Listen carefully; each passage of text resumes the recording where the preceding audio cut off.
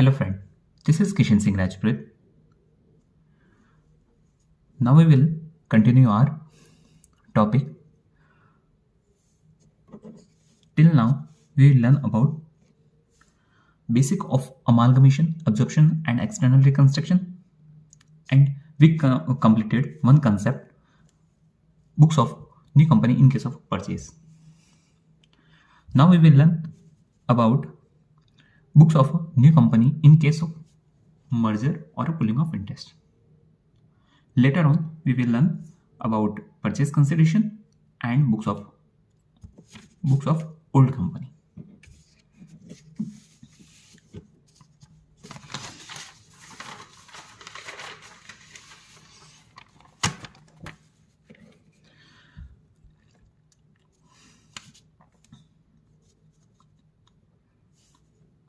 Books of new company in case of a merger or a pooling of interest.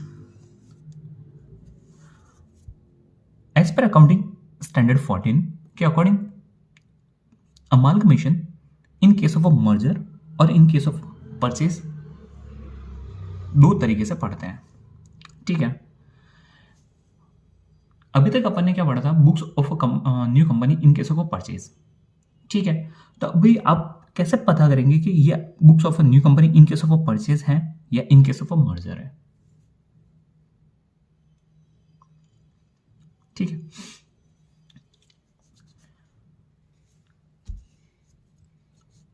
Merger pulling of interest. ठीक है, अभी अपन इसके बारे में पढ़ रहे हैं. As per accounting standard acquisition can be two type, amalgamation, absorption and external reconstruction. दो तरीके से हो सकता है, या तो मर्जर के केस में हो सकता है या परचेज के टाइप में हो सकता है. Under merger accounting is done as if entity have combined, not purchase और सोल्ड. मर्जर में क्या होता है कि दो कंपनी मिलती हैं. ठीक है, और एब्जॉर्प्शन और एक्विजिशन में क्या होता है, पिछली कंपनी को बंद करके नई कंपनी एक्वायर कर देती है. इसमें क्या करता है, कंबाइन करते हैं. फॉर एग्जाम्पल,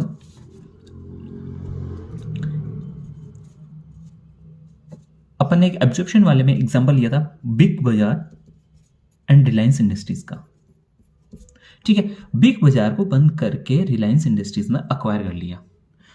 तो ये तो केस बनता है in case of a purchase. ठीक है, इसमें क्या हुआ है कि बिग बाजार के सारे rights and obligations completely abandonment कर दिया अपन ने. ठीक है, कंपनी ही बंद हो गई यहां पे. और कंबाइन में क्या होता है, in case of a merger में दो कंपनी कंबाइन होती हैं. राइट्स एंड ऑब्लिगेशंस ऐसे कैसे रहते हैं, वो उन्हें डिस्ट्रॉय नहीं करते अपन, और एक न्यू कंपनी फॉर्म हो जाती है. परचेज के केस में मैंने आपको बिग बाजार एंड रिलायंस इंडस्ट्रीज का एग्जांपल दिया. मर्जर के केस में एक अच्छा सा एग्जांपल लेते हैं अपन, मारुति एंड सुजुकी का. ठीक है, दोनों मिलके मारुति सुजुकी एक कंपनी, नई कंपनी बनाई उन्होंने. ठीक है, merger this scheme are approved in a court and subject to the following conditions. मतलब मर्जर इन ए कंडीशन, मतलब ये कंडीशन फुलफिल होगी तो ही उसे मर्जर माना जाएगा, अदरवाइज वो परचेज है, एक्विजिशन.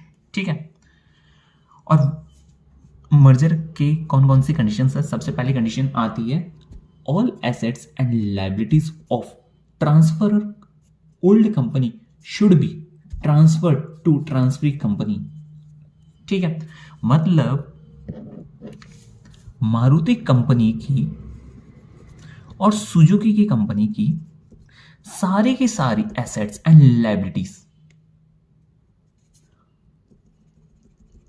शुड बी, मतलब मैंडेटरी है, शुड मींस ट्रांसफर होनी ही चाहिए to transfer company, new company में दोनों को ट्रांसफर, इन इसकी सारी की सारी एसेट्स लायबिलिटीज ट्रांसफर हो गई, इसकी एसेट्स एंड लायबिलिटीज ट्रांसफर हो गई और न्यू कंपनी फ्रेम आउट बनती है मारुति सुजुकी।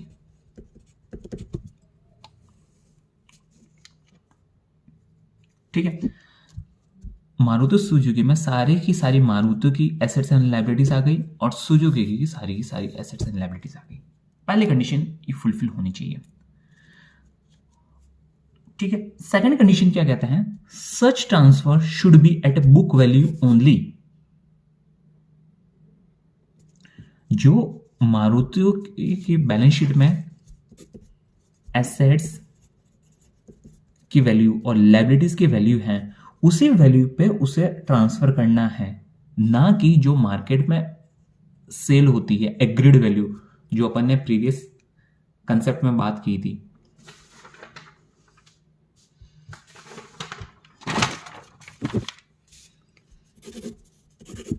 इस पे ट्रांसफर नहीं करना है, अपन को इसे बुक वैल्यू पे ही ट्रांसफर करना है टू न्यू कंपनी को।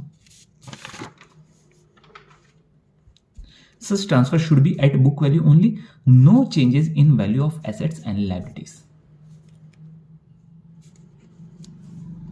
ठीक है, तीसरी कंडीशन क्या आती है, same business should be carried on by transferee company which was being conducted by transfer company. Maruti भी कार का ही काम करती थी, सुजुकी भी कार का ही काम करती थी, दोनों को मर्ज करके अपन ने न्यू कंपनी फ्रेम आउट की है। ठीक है, और वो भी मारुति सुजुकी भी कार का ही काम करती हैं। अगर वही काम होता है तो इन केस ऑफ अ मर्जर माना जाएगा, अदरवाइज परचेज में माना जाएगा। ठीक है, सच share holder should be paid in equity share only. जो मतलब शेयर होल्डर्स थे, इक्विटी शेयर होल्डर्स हुए, तो इक्विटी शेयर होल्डर्स को इक्विटी शेयर्स में ही पे करना है अपन को, ना कि अपन मैं कैश में कर दिया, काइंड में कर दिया, इन अदरवाइज कंडीशन में नहीं पे करना है। प्रीवियस वाले अपन में क्या पढ़ा था, जो इन केस ऑफ परचेज वाले केस में, कि लिक्विडेटर अपन ने अपॉइंट किया था, जो पिछली कंपनी को बंद करने के लिए लिक्विडेटर को एक अपन क्या कहते थे, पूरा लमसम पेमेंट करते थे, वो फर्दर पे ऑफ करता था अपने शेयर होल्डर्स को। ठीक है, शेयर होल्डर्स को फिर उसमें क्या करते थे, आप किसी भी फॉर्म में पे कर सकते थे, कैश में भी कर सकते थे, इन एनी अदर, ठीक है, कैश में पे कर सकते थे, इन एनी अदर पे, ठीक है, पेमेंट में कर सकते हैं, any other mode of payment में। ठीक है, बट यहाँ पे एक कंडीशन डाल रखी है, यहाँ पर सिर्फ और सिर्फ आप इक्विटी शेयर होल्डर्स को इक्विटी शेयर्स में ही पे करोगे, अदर कंडीशन में पे किया तो वो इन केस ऑफ परचेज माना जाएगा। ठीक है, ये तो अपन के क्या बेसिक कंडीशंस होती है। अब क्वेश्चंस में आइडेंटिफाई करने के लिए अपन क्या करते हैं कि क्वेश्चंस को पता करने के लिए ये क्वेश्चन अपना इन केस ऑफ परचेजर का है, इन केस ऑफ मर्जर का है, तो आप कैसे पता करोगे। ठीक है, तो वो पता करने के लिए अपन क्या करते हैं, कुछ फॉलोइंग कंडीशंस क्वेश्चंस में आइडेंटिफाई करेंगे। अगर वो क्वेश्चंस में आइडेंटिफाई हो जाती हैं तो इन केस ऑफ मर्जर माना जाएगा और अदरवाइज वो परचेज माना जाएगा। ठीक है, सबसे पहले कंडीशन अपन क्या करते हैं, टू चेक इन, ठीक है, to check in questions merger और purchase apply the following conditions. ये सारी की सारी कंडीशन फुलफिल होनी चाहिए। अगर एक भी कंडीशन कॉन्ट्राडिक्ट कर दी या फुलफिल नहीं होती है तो इन केस ऑफ परचेज माना जाएगा। Got it. सबसे अच्छी बात क्या है, क्वेश्चन स्पेसिफाई कर देता है परचेज है या मर्जर है, तो फॉलोइंग क्वेश्चन और अपन को मजा आ जाएगा बल्ले बल्ले। अगर if question does not specify, अगर क्वेश्चन स्पेसिफाई नहीं करता है कि amalgamation in case of purchase है या इन केस ऑफ मर्जर है, तो अपन क्या करते हैं, कुछ फॉलोइंग कंडीशंस अपन क्वेश्चंस में पता करते हैं कि सबसे पहले ये कंडीशंस फुलफिल हो रही है या नहीं हो रही है। ठीक है, तो सबसे पहले कंडीशन अपन क्या चेक करते हैं, check all the assets and liabilities taken over. मतलब मारुति की कंपनी की एसेट्स, मतलब land and building, plant and machinery, furnitures, fixtures and so on, liabilities में हो गई, करंट लाइबिलिटीज़ में क्रेडिटर्स हो गए, लोन्स हो गए, प्रोविजंस हो गए, वगैरह वगैरह। ये सारी की सारी ट्रांसफ़र हो रही है कि नहीं हो रही। अगर एक बिग मतलब चीज़ ट्रांसफ़र नहीं हो रही है, मतलब लैंड एंड बिल्डिंग ट्रांसफर हो रही है, प्लांट एंड मशीनरी ट्रांसफर हो रही है, फर्नीचर ट्रांसफर हो रहा है, फिक्शन नहीं हो रहा है, अगर एक कंडीशन भी कॉन्ट्राडिक्ट कर दी इसमें, तो ये परचेज माना जाएगा। इसमें लिखा है सारी की सारी all assets all liabilities transfer होनी चाहिए। सेम का सेम सुजुकी के केस में आता है, सारी की सारी एसेट्स और सारी की सारी लायबिलिटीज ट्रांसफर होनी चाहिए। अगर एक भी चीज ट्रांसफर नहीं हुई तो इनके सब वो परचेज माना जाएगा। Check all assets and liabilities taken over, yes, पहली कंडीशन फुलफिल कर दिया, ठीक है।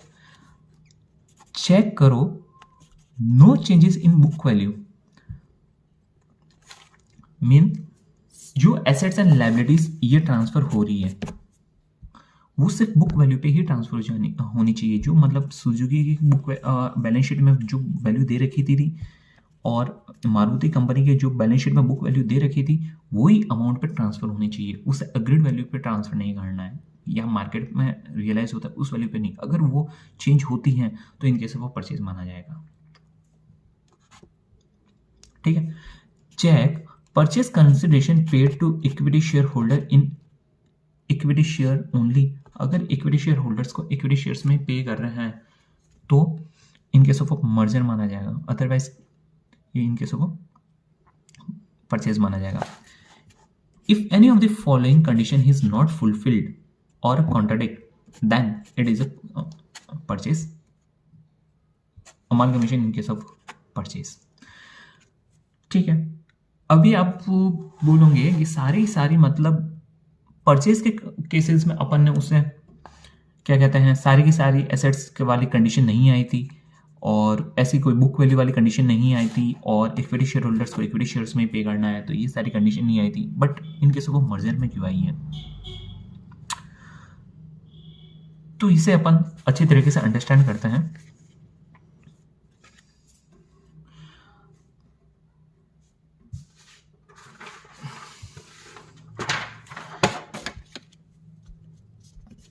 परचेज के केस में क्या होता है, पिछली कंपनी पूरी की पूरी अबेंडमेंट होती है और मर्जर के केस में क्या होता है वो कंपनी चलती रहती है।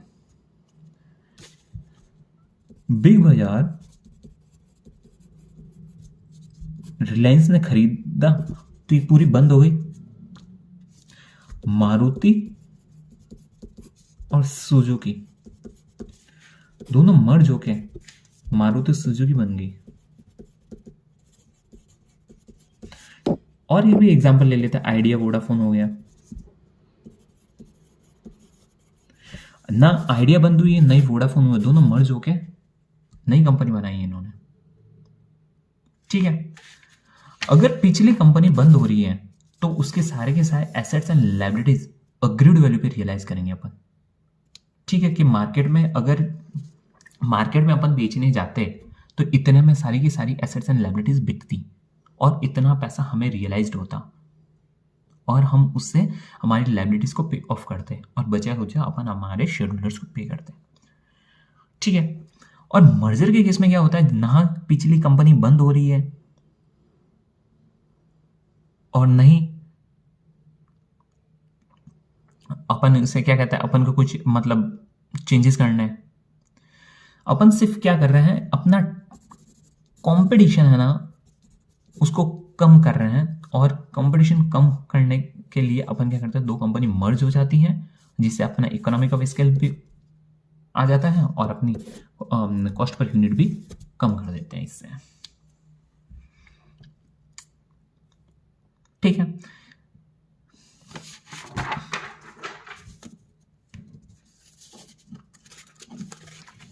इसलिए अपन सारी की सारी एसेट्स एंड लायबिलिटीज लेते हैं और कोई भी चेंजेस इन बुक वैल्यू नहीं आता है इस वाले केस में, और इक्विटी शेयर होल्डर्स को इक्विटी शेयर में पे करें। क्यों? क्योंकि मतलब बिग बाजार के इक्विटी शेयर होल्डर्स थे तो उनको तो क्या अपन पे करके या तो बोलते हैं कि न्यू रिलायंस इंडस्ट्रीज में अपना शेयर्स ले लीजिए, या अदरवाइज आप अपना मतलब जो पेमेंट बनता है वो लेके आप फ्री हो जाइए, ठीक है। बट इस वाले केस में अपन इक्विटी शेयर होल्डर्स को फ्री नहीं कर रहे हैं, जो पिछली कंपनी के ओनर्स थे वही न्यू कंपनी में भी ओनर्स बन रहे हैं, इसलिए अपन इक्विटी शेयर होल्डर्स को इक्विटी शेयर से ही पे कर रहे हैं, समझे।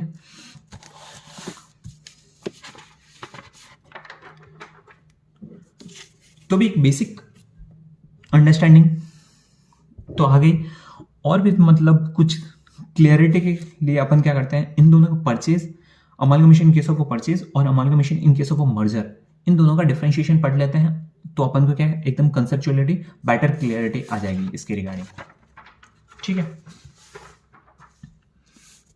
Difference between in case of amalgamation, purchase and merger, ठीक है। परचेज के केस में क्या होता है और मर्जर के केस में क्या होता है।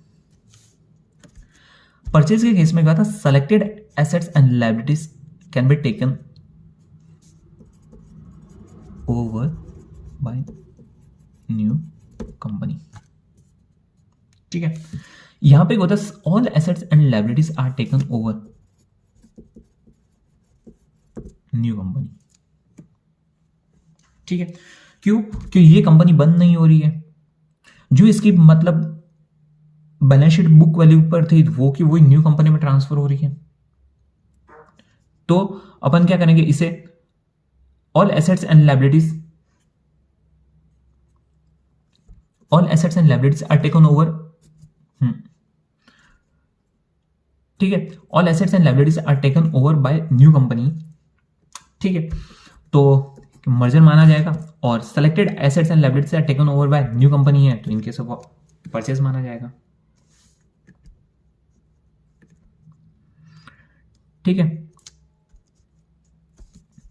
और ये एसेट्स एंड लायबिलिटीज सारी की सारी बुक वैल्यू पे लेंगे अपन, और इन केस ऑफ परचेज में इनके सारी की सारी assets and liabilities upon agreed value पे लेंगे,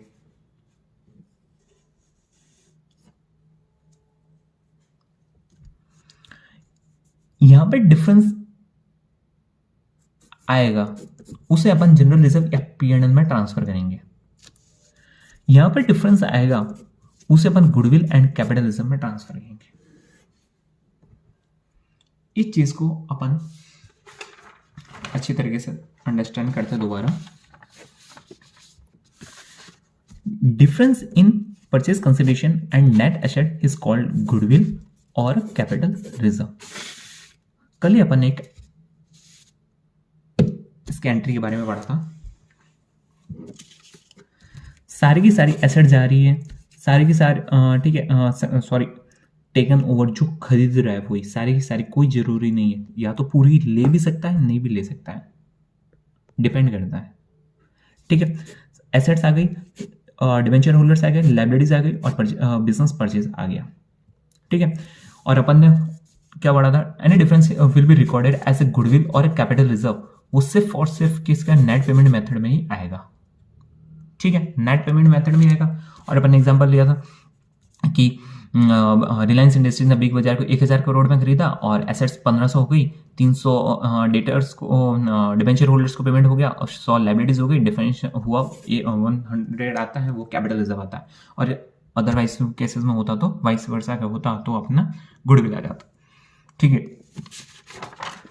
वही वाली बात है, difference in purchase consideration and net asset is called goodwill और कैपिटल रिजर्व आएगा, ठीक है।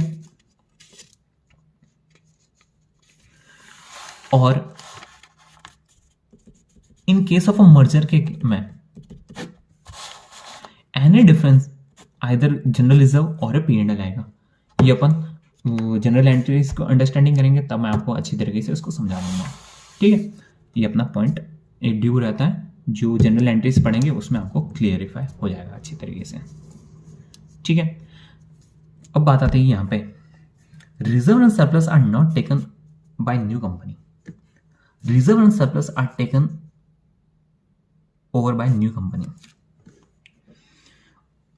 यहां पे रिजर्व एंड सरप्लस क्यों नहीं लेते हैं, यहाँ पे रिजर्व सरप्लस क्यों लेते हैं? क्योंकि जो पिछली कंपनी है वो बंद हो रही है, बिग बाजार बंद हो रही है, उसके रिजर्व सरप्लस जो है वो उनके शेयर होल्डर्स के हैं, ठीक है।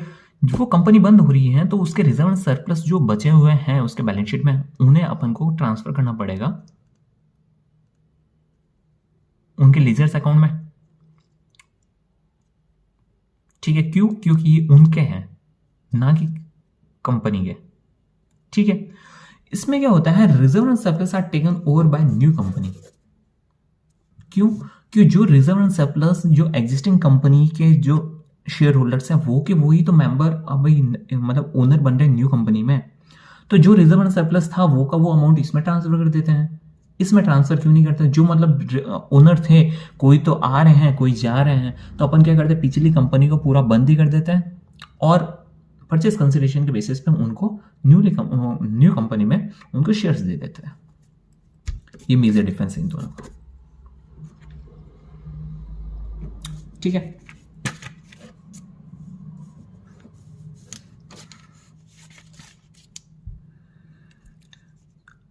Expenses paid by new company for old company are adjusted in goodwill.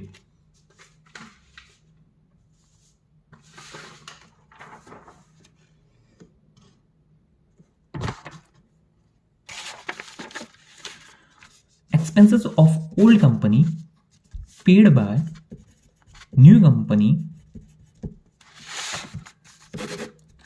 Goodwill से अपन डेबिट करते हैं। Expenses paid by new company for old company are adjusted in goodwill. But in case of a merger, expenses of old company paid by new company adjusted by P&L और general reserve. ये भी difference है। General entries पढ़ेंगे तब भी आपको understanding हो जाएगा, ठीक है। आपको difference between in case of merger और परचेज ये भी समझ में आ गया होगा, ठीक है। ये दो पॉइंट रहते हैं। इसमें क्या होता है, परचेज के केसेस में क्या सेलेक्टेड एसेट्स एंड लायबिलिटीज लेते हैं, मर्जर के केस में क्या होता है सारी की सारी एसेट्स एंड लायबिलिटीज लेते हैं, ठीक है। यहाँ पे एसेट्स एंड लायबिलिटीज कुछ बुक मतलब क्या कहते हैं, कोई बुक वैल्यू भी आ सकता है, अग्रीड वैल्यू भी आ सकता है, डिपेंड करता है, कोई जरूरी नहीं है, ठीक है। यहाँ पे सारी की सारी एसेट्स एंड लायबिलिटीज सिर्फ और सिर्फ बुक वैल्यू पे ही आएगी। इनका डिफरेंस होता है तो परचेज कंसिडरेशन और नेट एसेट्स का वो गुडविल और कैपिटल रिजर्व में जाता है, इसका डिफरेंस होता है वो जनरल रिजर्व में ट्रांसफर करते हैं। यहाँ पे रिजर्व सरप्लस ट्रांसफर नहीं होता है न्यू कंपनी में, इनको बांट दिया जाता है। और ये मतलब रिजर्व सरप्लस है, ये न्यूली कंपनी में अपन क्या करते हैं ट्रांसफर करते हैं। इनका कोई भी एक्सपेंसेस होता है, ठीक है, इसे अपन एडजस्ट करते हैं गुडविल से, और इसमें क्या करते हैं P&L और जनरल रिजर्व से एडजस्ट करते हैं, ठीक है।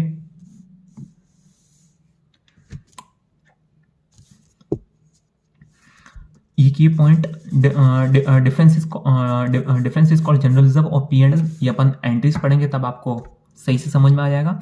और adjusted in general reserve and P&L, ये भी आप जनरल एंट्रीज पढ़ेंगे तब आपको सही से समझ आ जाएगा, ठीक है। अभी तक अपन ने क्या क्या चीज पढ़ी, इन case of books of new company, in case of merger और पुलिंग ऑफ इंटरेस्ट, कि मतलब मर्जर किस टाइम में लगेगा और परचेज किस टाइम में लगेगा। काफी कंफ्यूजन रहता है इनके रिगार्डिंग, कि इन केस ऑफ मर्जर का क्वेश्चन है, इन केस ऑफ परचेज का क्वेश्चन है। तो अपन क्या करते हैं कि मतलब पता करने के लिए मर्जर की कंडीशंस को चेक करते हैं कि हाँ ये question in case of merger है, इन केस ऑफ परचेज है, तो बेसिक कंडीशंस फुलफिल मतलब 4 कंडीशंस बता रखी थी, वो तो अपन क्या करते हैं as a theory point of view understanding रखते हैं। और क्वेश्चंस जब सॉल्व करते हैं तो अपन को 3 कंडीशन ही मतलब जनरली ध्यान में रखनी पड़ती है, कि सारी की सारी एसेट्स एंड लायबिलिटीज ट्रांसफर हो रही है कि नहीं हो रही है, कोई भी मतलब एसेट्स एंड लायबिलिटीज वो ट्रांसफर हो रही है उसमें कोई चेंजेस तो नहीं हो रहे उनकी वैल्यू में, अगर चेंजेस हो रहे हैं तो वो मतलब इन केस ऑफ परचेज माना जाएगा। और मतलब क्या कहते हैं इक्विटी शेयर होल्डर्स को इक्विटी शेयर्स में ही पेमेंट कर रहे हैं कि नहीं कर रहे हैं, या वो उसी में पेमेंट कर रहे हैं, तो वो इन केस ऑफ मर्जर है। और इन तीनों में से कोई भी कंडीशन फुलफिल नहीं होती या कॉन्ट्राडिक्ट कर जाती है तो अपन इन केस ऑफ परचेज मानते हैं। ठीक है, अभी अपन आगे बढ़ते हैं और general entries in the books of new company in case of merger में पढ़ते हैं। इन case of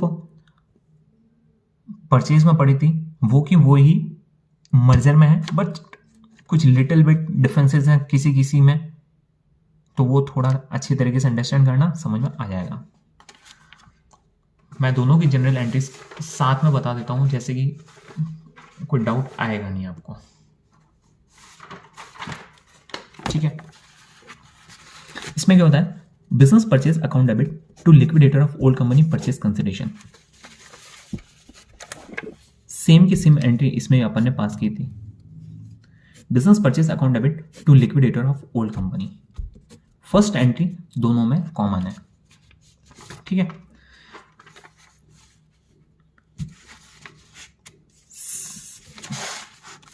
sundry assets account debit to sundry liabilities. सारी की सारी एसेट्स, सारी की सारी लाइबिलिटीज और रिजर्व एंड सरप्लस और बिजनेस परचेज। ठीक है, एनी डिफरेंस आएगा इन दोनों में वो जनरल रिजर्व एंड पीएनएल में जाएगा। ये भी किस वाले कंडीशन में निकलेगा, नेट पेमेंट मेथड में। ठीक है,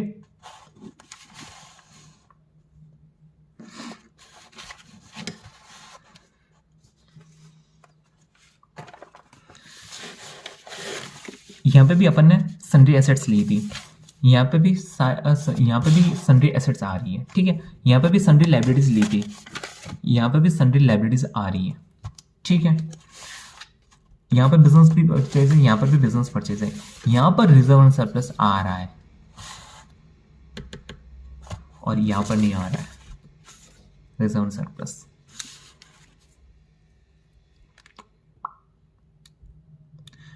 क्यों? परचेज के केस में क्या होता है, जो मतलब उनके रिजर्व एंड सरप्लस थे वो प्रीवियस ओनर्स को पे ऑफ कर देते हैं और ख़त्म कर देते हैं। यहाँ पे क्या करते हैं, जो मतलब प्रीवियस ओनर के रिजर्व एंड सरप्लस है वो न्यूली कंपनी में भी ट्रांसफर होते हैं, इसलिए अपन लेते हैं। और ये सारी की सारी वैल्यू बुक वैल्यूज पे आती है। ठीक है, और यहाँ पे क्या होता था, सारी की सारी वैल्यूज अग्रीड वैल्यू पे आती है। Got it? जो अपन ने डिफरेंशिएशन पढ़ा था वो यहाँ पे आपको क्लियर हो रहा होगा। ठीक है,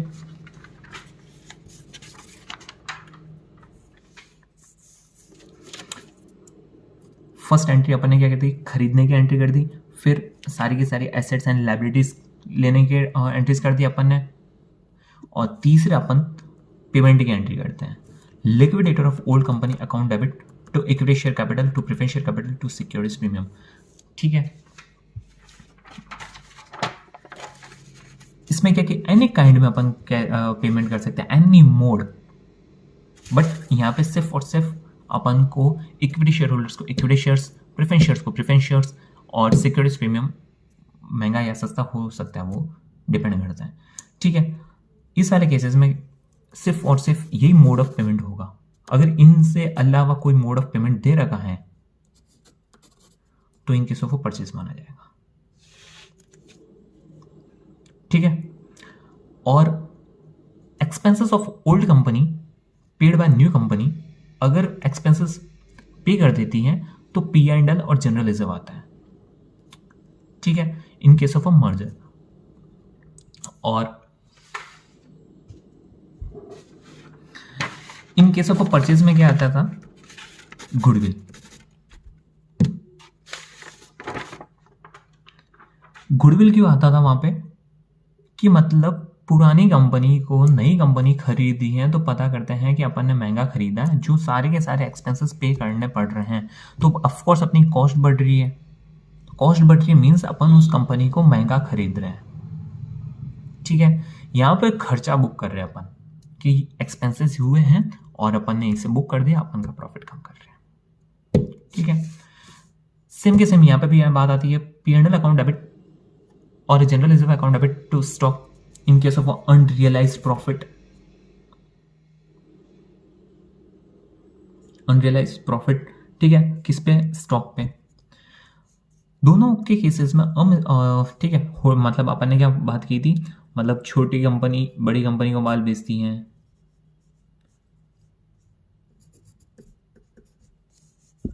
बड़ी कंपनी छोटी कंपनी को माल बेचती है, छोटी बड़ी को बेचती है तो अप स्ट्रीम, बड़ी छोटी को बेचती है तो डाउन स्ट्रीम। दोनों के केसेस में ये की एंट्री पास होगी। क्यों? क्योंकि या तो मतलब दोनों मर्ज हो रही है, इसने इसको माल बेचा तो ना ही वो प्रॉफिट रियलाइज्ड हो रहा है, ठीक है, तो उस वाले केसेस में क्या करते हैं, वो प्रॉफिट को अपन क्या करते हैं, एलिमिनेट कर देते हैं। But in case of purchase में क्या बात की थी अपन ने कि गुडविल और कैपिटल रिजर्व डाउन स्ट्रीम में तो यही बात आई थी, क्योंकि ये खरीद रही है, और अप स्ट्रीम में अपन ने गुडविल और कैपिटल रिजर्व क्यों किया था कि जो मतलब वो प्रॉफिट हैं तो वो मतलब अपन को रियलाइज नहीं होगा, कमाएंगे नहीं, और वो महंगा या सस्ते में खरीद रहे हैं, इसलिए गुडविल और कैपिटल रिजर्व आता था। यहां पे P&L ही आता है, ठीक है। No entry for statutory reserve, statutory reserve की अपन एंट्री पास की नहीं करते, क्योंकि वो के वो ही रिजर्व पुरानी कंपनी के नई कंपनी में ट्रांसफर हो रहे हैं। मारुति के जो स्ट्रेचरी रिजर्व हैं वो मारुति सुजुकी में ट्रांसफर हो रहे हैं, तो इसमें एज सच कोई चेंजेस तो है नहीं, तो कोई एंट्री अपन पास नहीं करते थे। बट उस वाले केसेस में अपन एंट्री पास करते थे। Amalgamation adjustment account debit to statutory reserve, जितना पीरियड के लिए उसके बाद में उसको भी कैंसिल कर देते थे। रिमेनिंग एंट्रीज सारी की सारी वही सेम रहेगी। प्रीमियल एक्सपेंसेस हो गया, अंडरराइटिंग कमीशन हो गया, कोई भी न्यू पब्लिक इश्यूज कर देते हैं अपन, ठीक है। एज सच इसमें डिफरेंसेस, मेजर डिफरेंस था परचेज और in case of a merger. Hope so आपको समझ में आ गया होगा किस बेसिस पे अपन आइडेंटिफाई करते हैं कि amalgamation in case of a merger है या इन केस ऑफ अ परचेज है, और अगर वो कंडीशन फुलफिल नहीं होती है तो इन केस ऑफ परचेज माना जाता है। और फॉलोइंग जनरल एंट्रीज कौन कौन सी पास करते हैं इन रिस्पेक्टेड बुक्स में, वो भी अपन ने समझ लिया, ठीक है। कुछ एंट्रीज कॉमन है, कुछ एंट्रीज डिफरेंट है, तो कुछ एंट्रीज डिफरेंट है वो भी आपको होप सो सही से समझ में आ गई होगी। और कहाँ कहाँ पे डिफरेंशिएशन था, कहाँ कहाँ पे नहीं था, वो भी मैंने आपको दोनों की बुक्स ऑफ अकाउंट सिमिलरली साथ में रख के आपको दोनों को समझा दिया है, ठीक है।